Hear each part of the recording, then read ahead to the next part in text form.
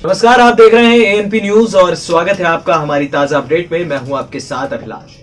बॉलीवुड के दिवंगत अभिनेता सुशांत सिंह राजपूत की मौत को लेकर रोज नए नए खुलासे हो रहे हैं। इस बीच ईडी का खुलासा ये हुआ जो लोगों को हैरान कर गया। दरअसल आपको बता दें कि जब से यहां पर ईडी जांच कर रही है सुशांत के मामले को लेकर, जब से सुशांत के पिता के सिंह साहब ने जो है एफआईआर दर्ज कराई थी रिया चक्रवर्ती, उनके भाई शौविक चक्रवर्ती और सिद्धार्थ पिठानी के खिलाफ, और ये कहा गया था कि सुशांत के अकाउंट से 15 करोड़ रुपए जो है वो करीब निकाले गए हैं। जिसके बाद ये तमाम चर्चाएं तेज होने लगी कि क्या सुशांत के मौत के पीछे रिया चक्रवर्ती का हाथ वाकई में था या नहीं। हालांकि ये भी खुलासा हुआ है कि रिया चक्रवर्ती ने सुशांत की मौत वाले दिन एक लेडी को फोन किया था और उससे करीब 1 घंटे बातचीत की थी। कहा यह भी जा रहा है कि इस मामले में ये एक बहुत बड़ा सबूत जो है सुशांत की मौत का मिला है। फिलहाल जो हमने अभी तक रवैया देखा मुंबई पुलिस का, जो हमने रवैया देखा महाराष्ट्र सरकार का, उस लिहाज से तो हम ये साफ कह सकते हैं कि सुशांत सिंह राजपूत की मौत की जांच सही तरीके से नहीं की गई। सबसे बड़ा सवाल यह भी है कि मुंबई पुलिस जो अच्छी खासी जानी मानी पुलिस मानी जाती है, जिसे दुनिया की बेहतरीन पुलिस में से एक माना जाता है, उसने सुशांत के मामले में इतना ढीला रवैया क्यों इख्तियार किया। ये भी सवाल खड़े हो रहे थे कि सुशांत की मौत के पीछे क्या उनकी मैनेजर की आत्महत्या से जुड़े सबूत तो नहीं मिल रहे थे। यह भी कहा जा रहा है कि जिन लोगों ने दिशा सालियां, जो सुशांत की पूर्व मैनेजर थी, जिन लोगों ने दिशा को मारा है, उन्हीं लोगों ने सुशांत को मारा है। यह सुशांत के करीबियों का दावा है। बहरहाल ईडी की जांच पर आते हैं। ईडी ने यह साफ कह दिया है कि सुशांत के अकाउंट से 15 करोड़ रुपए निकाले गए थे।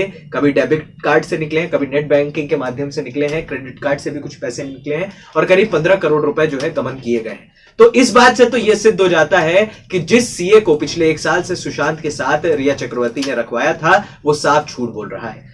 वो ये कहते हैं कि मैंने कभी सुशांत के अकाउंट में 15 करोड़ देखे ही नहीं, या तो फिर उन्होंने किसी फिल्म स्टार का अकाउंट इससे पहले देखा नहीं होगा। ऐसे सीए के झूठ पर भी बड़ी शर्म आती है।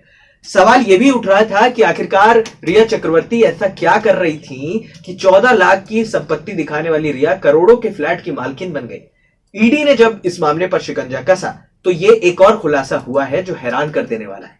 कहा यह गया है कि रिया के अकाउंट में डायरेक्ट पैसे ट्रांसफर नहीं हुए। इससे पहले रिया पर आरोप लग रहे थे कि रिया ने पैसे का गबन किया, और इस जो सुसाइड के एंगल को हम रिया की तरफ से अगर देखें तो रिया का यह कहना है कि इस केस की जांच मुंबई पुलिस को करनी चाहिए। लेकिन जब ईडी शिकंजा कस रही है, सीबीआई के हाथ में केस है, और अगर सुशांत डिप्रेशन का शिकार थे तो रिया ने उनके परिवार को क्यों नहीं बताया। इस बीच कुछ असामाजिक तत्व हैं जो सुशांत के केस को घुमाने का प्रयास कर रहे हैं। सुशांत की बहन प्रियंका का एक वीडियो वायरल हुआ है और उसमें वो सुशांत के अकाउंटेंट को डांटती हुई नजर आ रही हैं कि आपने कई लोगों के अकाउंट में पैसे क्यों डाले जिन्हें स्टाफ से निकाल दिया गया था। यह भी कहा गया कि सुशांत की उनकी बहन प्रियंका से अच्छे संबंध नहीं थे, जो सरासर झूठ है। सुशांत के जितने भी इंटरव्यूज वायरल हुए हैं उसमें सुशांत का ये साफ कहना था कि वो अपनी बहनों के काफी ज्यादा क्लोज थे। तो उन पर आरोप लगाना मुझे नहीं लगता कि कहीं से भी सही नहीं है। और दूसरी बात, संजय राउत पर मैं फिर आऊंगा, जो ये बात कह रहे हैं कि सुशांत के पिता ने 2 शादियां की। तो मैं ये जानना चाहता हूं कि संजय राउत साहब, क्या आपकी बदतमीजी की हद सिर्फ यहां तक है या फिर आप इससे भी आगे बढ़ सकते हैं घटिया राजनीति करके। एक फिल्म स्टार सपने लेकर मुंबई आता है, माया नगरी मुंबई पहुंचता है, और उसके बाद करोड़ों लोग आते हैं, हजारों लोग आते हैं अपने सपने को सच करने के लिए। उनमें से 10 या 15 को मौका मिलता है। सुशांत सिंह राजपूत कई लोगों के लिए रोल मॉडल भी थे, चाहे आप फिटनेस की बात कर लीजिए, स्मार्टनेस की बात कर लीजिए। उन्होंने बड़े अच्छे तरीके से फिल्म इंडस्ट्री को अपने आप में स्थापित कर लिया था।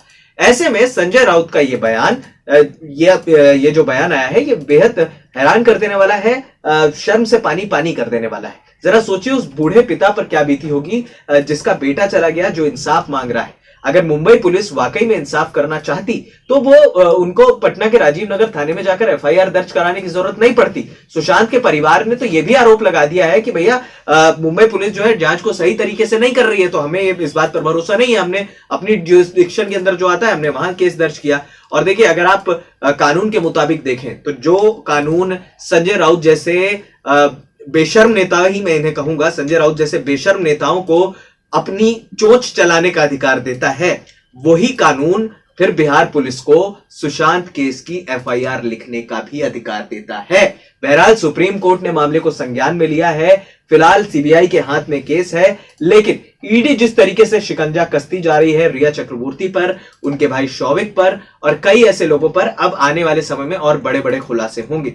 यह भी कहा जा रहा है कि सुशांत सिंह राजपूत के पैर मुड़े हुए थे। एम्बुलेंस ड्राइवर जो सुशांत की बॉडी को लेकर गया था, उसने भी यह कहा है कि सुशांत के पैर मुड़े हुए थे और अगर इनको इंतजार नहीं करना था, सिद्धार्थ पिठानी या बाकी लोग जो वहां मौजूद थे, तो उन्होंने कम से कम सुशांत की बहन को आने का उनका इंतजार कर लेते। आप सीधे सीधे ये कह रहे हो कि सुशांत उनको लटके हुए मिले, क्योंकि जब बहन आई तो सुशांत लटके हुए नहीं थे।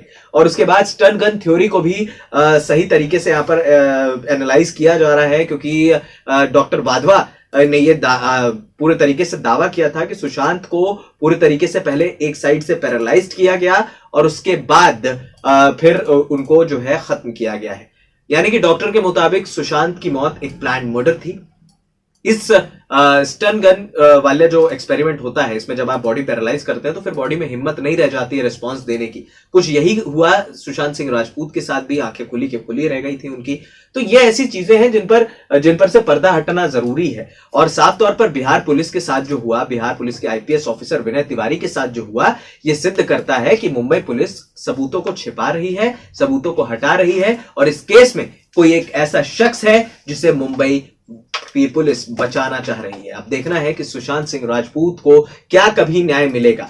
अगर सुशांत को न्याय नहीं मिलता है तो करोड़ों युवाओं की उम्मीदें जो हैं वो खत्म हो जाएंगी, करोड़ों युवा परेशान हो जाएंगे, करोड़ों युवा अब से बहुत ज्यादा इंडस्ट्री में जाने के बारे में नहीं सोचेंगे। आपकी क्या राय है? बहरहाल इस पूरे मामले को लेकर हमें हमारे कमेंट बॉक्स में मेंशन करके जरूर बताइएगा। फिलहाल इस खास अपडेट में इतना ही। हमें दे दीजिए इजाजत और हाँ, हमारे चैनल एएनपी न्यूज को सब्सक्राइब करना बिल्कुल मत भूलिएगा। नमस्कार। बंद कर दें, ये तो साला मुझे भी बताता, यही तो कर रहा था मैं।